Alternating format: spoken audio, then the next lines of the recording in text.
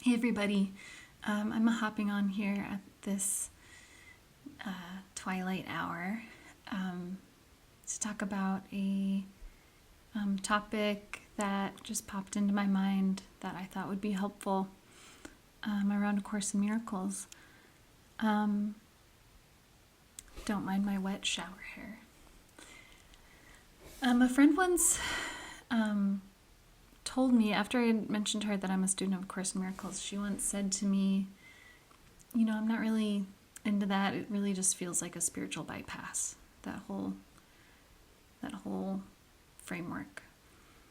And I wanted to respond to that. I think I first want to say, I get why someone would think that. I really do. And I think if I had not studied it and not gotten the hook that I needed to be patient with it and explore it more, I may have easily had the same assumption about A Course in Miracles. I think the reasons why someone might think that it's a spiritual bypass is, first of all, the text is very intellectual and very heady. It was channeled through an academic, someone with a doctorate who was teaching in a university setting. And it's really given in that language. She was very much an intellectual. And so I think that the book itself really, one of the downfalls that could happen for folks is it can be very heady. And it can be difficult to go deeper, I want to say, in the body, which might sound like a contradiction because the Course is, one of the main metaphysics is that there is, we are not our bodies. And,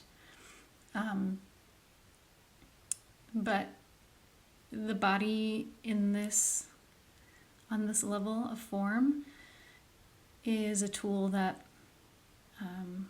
is helpful to notice when we're in distress. When we're in distress, when there's something to forgive, which is, forgiveness being the cornerstone of application of the Course. So I think, yes, the Course, given that it is very wordy, very esoteric, very intellectual, it's not super accessible right off the cuff for a lot of folks. I totally get that. I think that's a valid critique. I also want to say the Course isn't for everybody, and it doesn't need to be. That's one option of probably infinite options of ways to arrive at the end goal, remembering our oneness with God. I think that's one thing. It's hard to experience the Course on the level of a more, in the somatic field of work, which I also study, talk about being embodied. And I think that's the antidote to bypassing. I think bypassing happens in the mind. It keeps us from feeling anything below the neck. And thus I think it keeps us from actually arriving at healing. Keeps us from feeling our feelings. It keeps us stuck and keeps us living in the same patterns because it doesn't access anything in a lived, embodied way. So I think that's one reason. She might think that. My friend might think that. I think a second reason is the metaphysics of the Course. It talks about the universe. One of the main tenets, I think it says in the Course, the universe or the world does not exist. This is the main tenet that this Course tries to teach. It does not mince words. The universe, the world does not exist. And I think a really important distinction to make here is that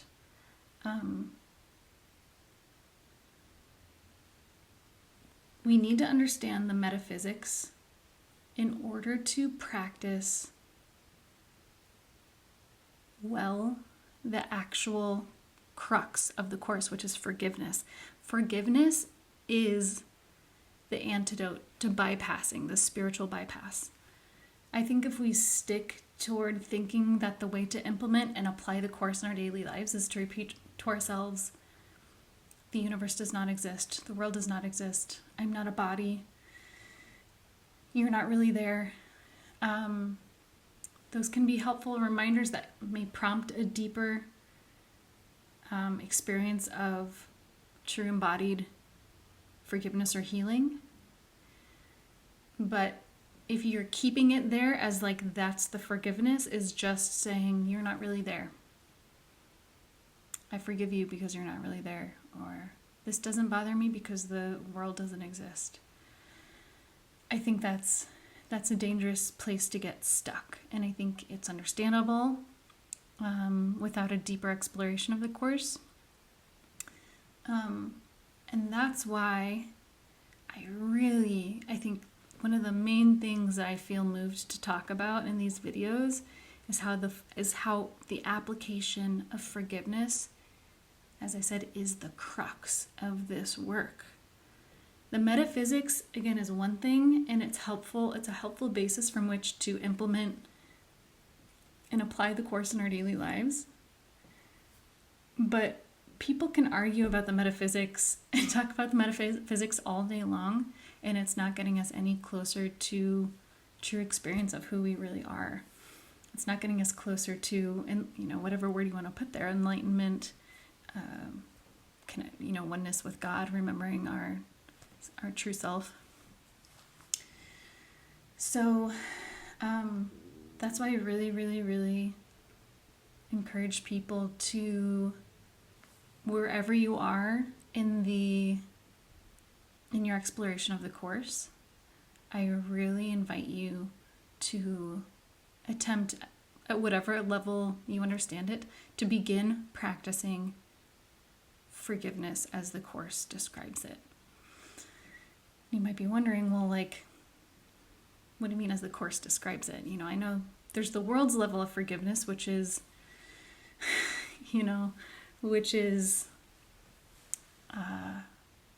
Gary Renard in his Disappearance of the Universe makes a lot of jokes about this, but, the world's forgiveness is, saying I forgive you, sure, I forgive you, but you're still an asshole. It's still believing that the act actually occurred. Whereas the Course's forgiveness sees that the act never even happened. And again, that's still an intellectual, kind of metaphysical description of, forgiveness. So I want to bring it more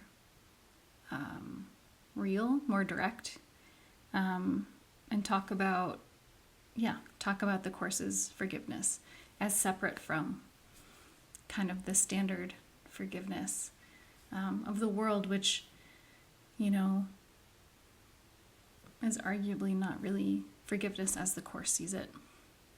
So, again, I want to drive home, practice forgiveness, and I want to give you a few resources to read that may help with your application and development of understanding how to forgive. I want to say really clearly, I'm still, I'm a practitioner. I'm not a teacher. I study this stuff and I work it the best I can, and I think the only way to learn is to practice it at the level that we are able to practice it, and through practice we receive more guidance on how to do it more accurately. I think the important thing is to learn to do it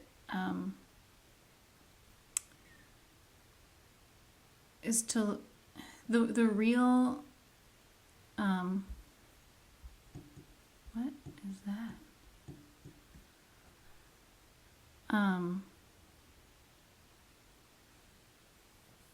I just got a thumbs up on my thing and I don't know how that happened.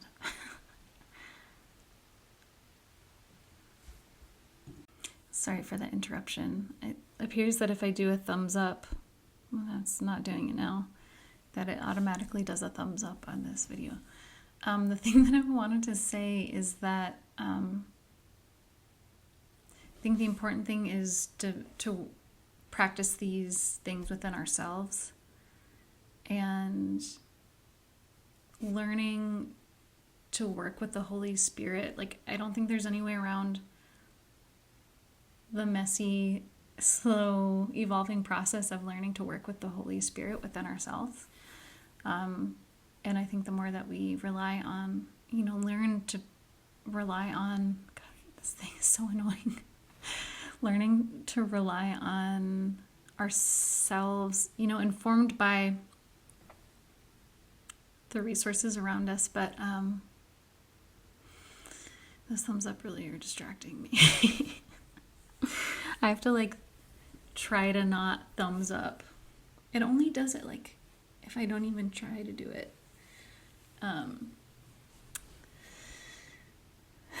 Yeah, I think I'm just trying to say you are the best conduit to learn this stuff yourself. Practice it within yourself and learn how to get guidance and feedback from the Holy Spirit. So, yeah, I'm losing my train of thought.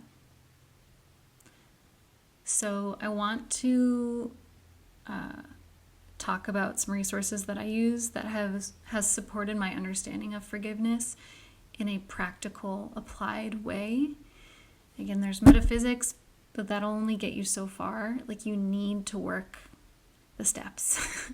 As they say, you need to work the steps of forgiveness. And they can be, my understanding of Course in Miracles is largely informed by Ken Wapnick, Gary Renard, and Margot Krickar. You'll hear me talk about Margot a lot. She's a lesser known Course in Miracles teacher, but she's a Dutch teacher from the Netherlands. She passed away in 2013. Her memoir, Awakening in Love, is top notch, bar none, in my opinion. It really drove home the applied, the application of Course in Miracles in a daily life way. So I want to talk about one teacher's method. Gary Renard will talk about it one way. Ken Wapnick will focus on slightly different aspects of it, but you need to figure out what works for you and try. I'm going to reference the steps which are outlined in Margot Krickar's book, The Great Liberation. Again, this is one person's interpretation.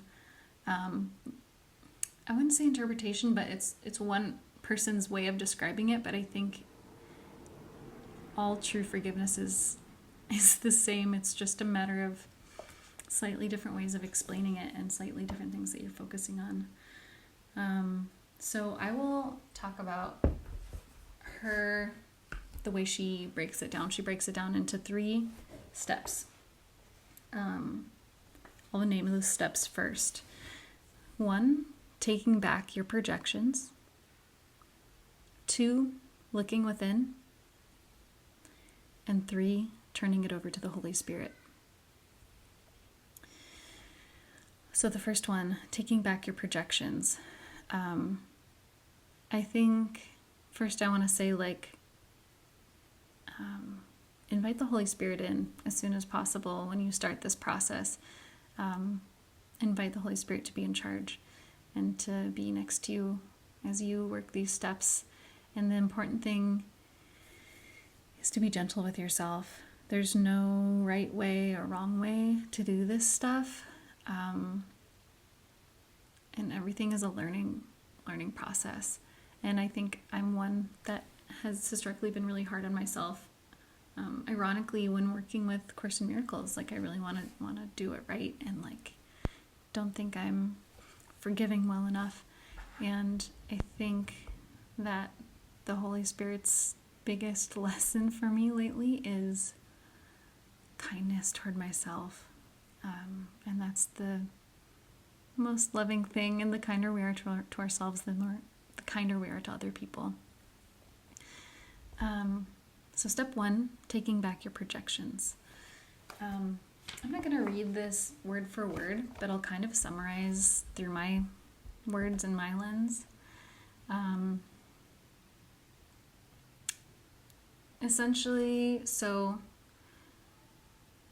I'm going to read a little bit. Projection means that you take something that is within you, something you don't want, and place it outside yourself. And now you see it outside yourself instead of within. It is your projections that cause you your loss of peace. When you veer out of inner peace, you can be sure that projection is at work. For the rest, projection always goes hand in hand with your making judgments about yourself and others. Therefore, making judgments always is a sign of projection.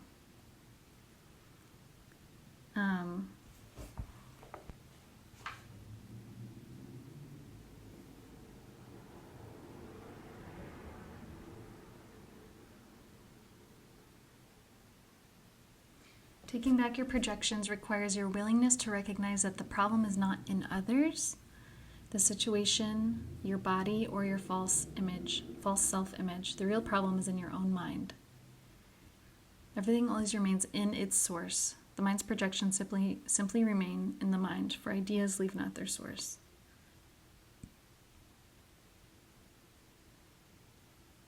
So basically, taking back our projections is based in the metaphysical tenet of the Course in Miracles, that there's no one else out there. There's one mind, and nothing external is really there. And so everything that's going on in our minds and our reactions to it are our own responsibility. And so taking back projections, this is a hard one. Taking back projections is saying you're not really there, saying it to the other person or the situation. The situation isn't isn't really how I'm seeing it. The situation isn't really about the situation. It's about something that's being stimulated in my own mind. It's an old pain that's being stimulated in my own mind. So it's taking the responsibility yourself. It's removing blame and judgment onto something external, taking full responsibility that it's something, the reaction is a result of something that's being touched within my own mind. That's a hard one, and it is based on the metaphysical belief that there's no one else out there. There's just one mind. And so that's even just there is a really radical place to begin. I think the most intuitive one to me is step 2, which is looking inside. So this one I really like, I'm really used to.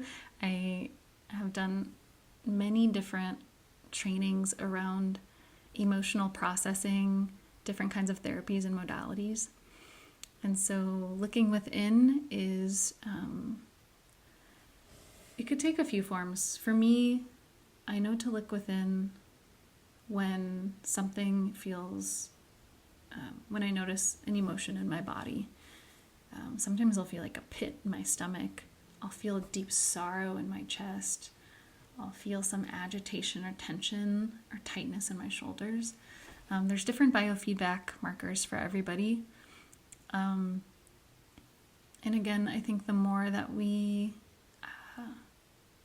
use different tools available to us to become more embodied and more sensitive to the sensations in our bodies. Again, A Course in Miracles doesn't cover all my bases alone. It's the foundation through which I understand my experience, my spiritual inner and outer experience, but I need other modalities. For me, I really like somatic experiencing. It's a modality that kind of teaches us how to, for the sake of brevity, it's a tool that helps us to heal trauma on the body level and feel our sensations and our feelings so that our nervous system cycles while they move out of freeze and stuckness and release, and we have like a somatic integration and completion of a nervous system cycle. So I need these other tools to understand how to not hyper or over intellectualize the course. And I've been really grateful to those modalities so that I can use the course more holistically in the way that I know that it's meant to be used. I think it can be hard to only use the course, and I don't think we're meant to. I think we need to kind of follow our nose and see what tools in our highly individualized curriculum the Holy Spirit has set out for us. Yeah, I could say more about that, but so looking inside, back to step 2, looking inside, we find the different parts of our body that is experiencing an emotion. We see what's been triggered within ourselves. If no one's really out there, then it must be an old pain that is being triggered within me. And so for me, it's helpful to name where the emotion is. It's okay if you can't figure exactly where it is, but generally where I'm feeling it, and then what am I feeling? Naming the emotion: anger, sadness, agitation, fear, anxiety, depression, grief. So naming the emotion, I mentioned this in a prior video. Nonviolent Communication has lists of feelings, and I think it's a really helpful resource. I would say there's things like things that we think are feelings that aren't exactly feelings.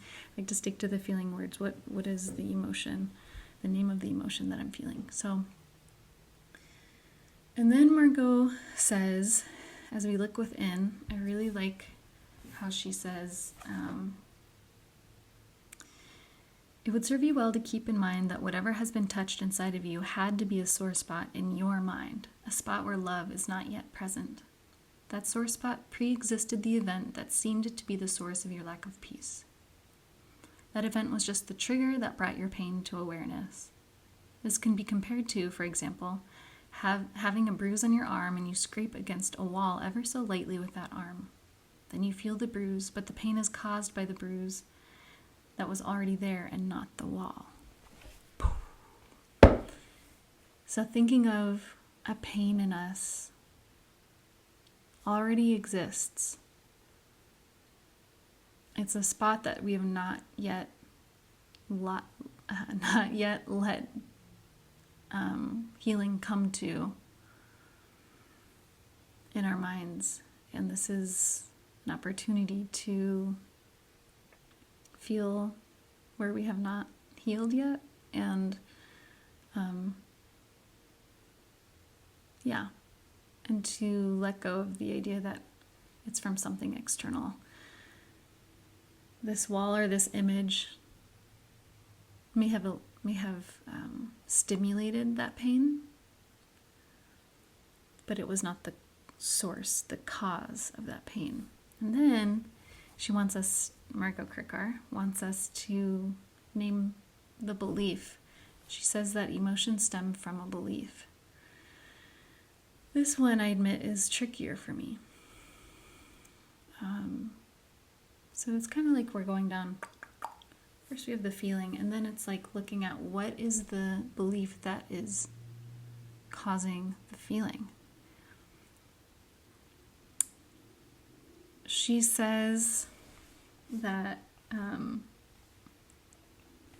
I'll read this. The Course teaches that all of our beliefs can essentially be reduced to guilt, and that guilt at the most fundamental level is always over the imagined separation from God. Guilt in the Course is a sort of catch-all term that encompasses a whole range of negative thoughts about ourselves. Thoughts like, I am bad, I did the wrong thing, I can't do it, I am worthless. When you start looking for the underlying beliefs, you very often meet variations of this. Those are in fact all thoughts of guilt.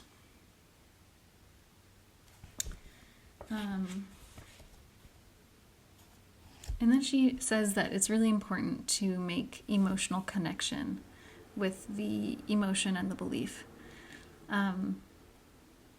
This, I think, is a skill. Again, for some folks, even feeling our feelings is a really big learning curve. Even being aware that we're having feelings. And I want to hold a lot of space and like compassion for that. Like that's a really hard step in and of itself. So if you don't feel like you're there yet, like that's a really great thing to try to begin to cultivate, is even noticing when there's sadness or anger present. Sadness or anger or any other emotion. She says, if all you do is rationally make an observation like, hey, I think I'm worthless, but do not really start to feel what it is like to have such a thought about yourself, you're not really making contact with it. And this is why forgiveness, Course in Miracles forgiveness, is the antidote to spiritual bypassing. It's because you really want to make emotional contact with it, with the experience, with the thought, and with the emotion.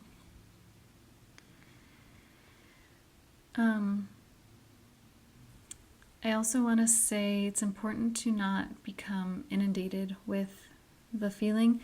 I think it's important to feel your feelings, and sometimes what I think is anger moves into sobbing and sadness. And I think that's important. And to keep a part of your mind that is the observer and witnessing and watching. And I think that keeps us from becoming identified with the sadness. And that, and believing in the sadness as the final truth. And then the last step, 3, is handing it over to the Holy Spirit. So once we identify the emotion, then we identify the belief. I want to say about identifying the belief. This was trickier for me, and I kind of want to say, like, use your brain less and sense into it more. So I'll have a feeling sometimes that seems like it's anger at a person, and then I sit with it, not exactly with my brain intellectualizing it, but feeling into it. I'm like, oh, this is actually really connected to worthlessness. I think I'm a bad person about this situation. And that's what Margot says is kind of the root of most of this, is like a belief in sin and guilt and worthlessness. And so then I'm like, okay, so I'm like getting to the root of it, is like, I think I'm worthless and a shitty, crappy person. And then comes step 3, when we can say, I want to hand this over to the Holy Spirit. And we find within ourselves, the best that we can, a piece of willingness to hand it over to the Holy Spirit. Margot Krickar talks about this could mean that we imagine just handing it over to Jesus, to the Holy Spirit. I want to say, sometimes I will literally say, Jesus, will you take this from me? Will you help me with this? In fact, I think that's something really helpful to say all the time. Inviting Jesus or the Holy Spirit or your inner guide in, whatever words or image you want to use. And handing it over to the Holy Spirit. So you could visualize it. You could find the felt sense of,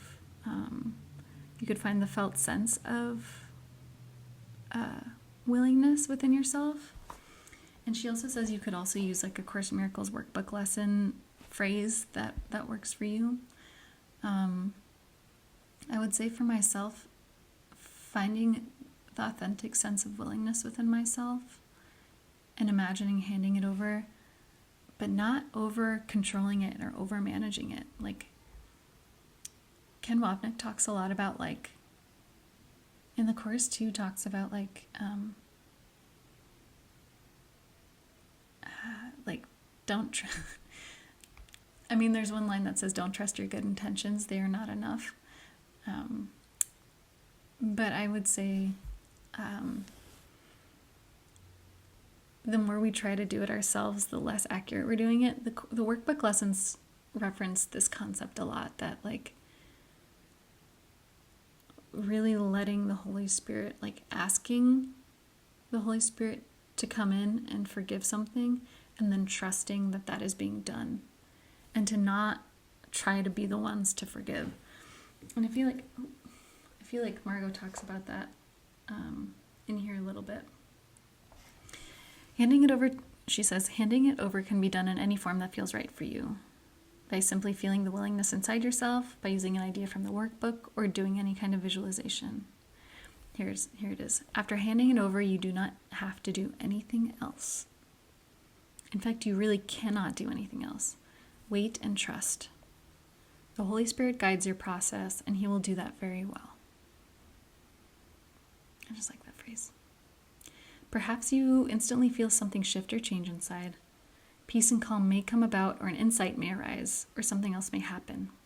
Perhaps at first it seems as if nothing is happening, but you notice a change later on, a day later, or even more.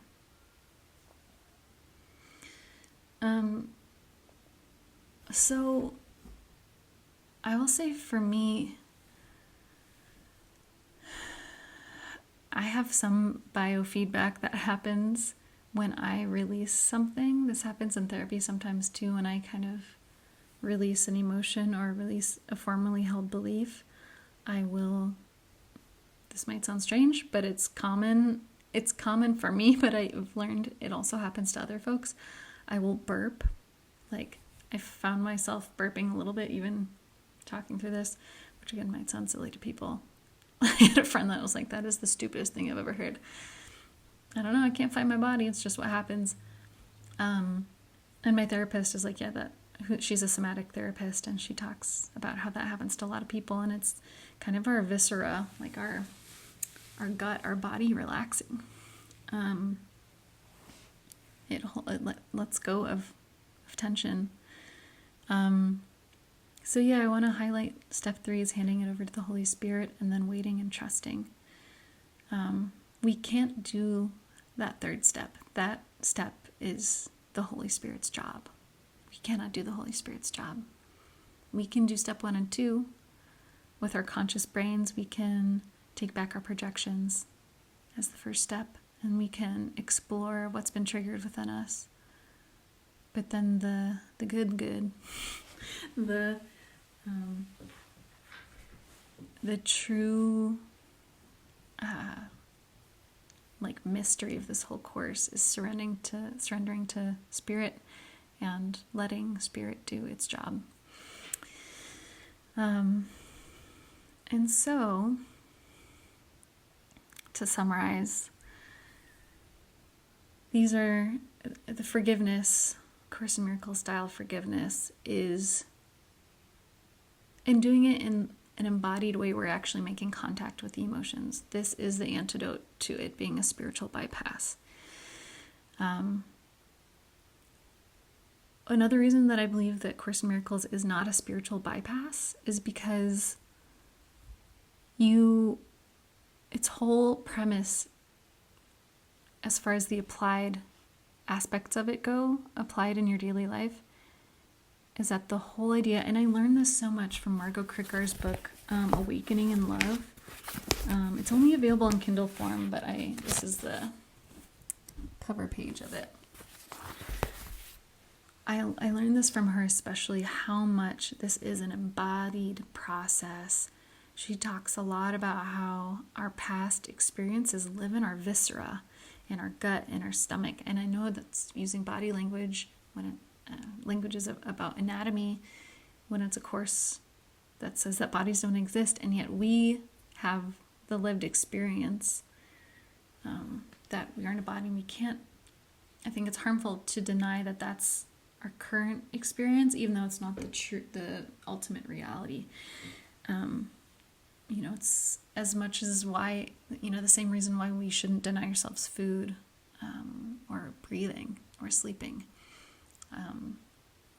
Our experience is that we are bodies, and for the purposes of this body level of things, like, our experiences live in our nervous systems and bodies. And so Margot Cricker talks a lot about, like, her whole book, Awakening in Love, is basically a memoir of her applying for forgiveness to her daily life until, as she says, she reaches enlightenment. And you don't need to believe that she reached enlightenment for it to be effective, but I do believe that she reached that level. And yeah, she just talks about how we need to explore, and of course talks about this too, turn over all the rocks and darkness that we, like the cornerstones that we're keeping secret from ourselves and from God. Self-avoidance is so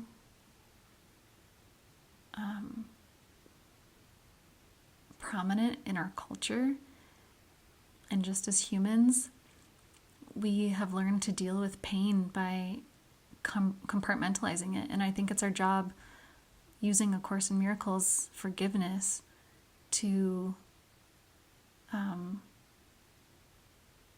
search for, and we don't even need to search for these spots. They come up in daily life, from difficult relationships, from difficult work experiences, disappointments in life. They come up on their own, and then it's our job to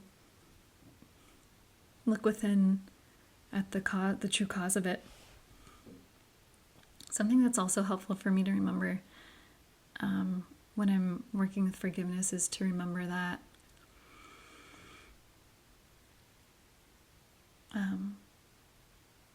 the origin of pain, the true cause, is my belief in the separation. And so kind of having that as one of the supportive thoughts as I'm handing it over to the Holy Spirit for healing and forgiveness, like handing over that emotion, that belief, and saying, I let go of the belief that I'm separate from my source. There's the kind of language that Gary Renard uses in Disappearance of the Universe is, you're not really there, you're a projection of my unconscious guilt. The separation from God has never really happened. So I see us both as innocent and joined with the Holy Spirit in peace. And that's kind of a quick summary of forgiveness. I don't think reciting that alone is the answer. You still have to go through the internal self-reflection and searching for the emotion and what it's triggering in my experience. But it kind of reminds you, like, the cause of my suffering is the true cause. While it might remind me of early childhood memories, and that's why it hurts, a deeper cause is, like, all pain is a result of the belief that, and the guilt that, thinking that I separated from God. And sometimes I'll just remind myself, like, I never separated from God. That's a mistake in my thinking. I'm trying to correct the belief with that one. Yeah, so I do think that the Course can be used in an embodied way that's not spiritual bypassing.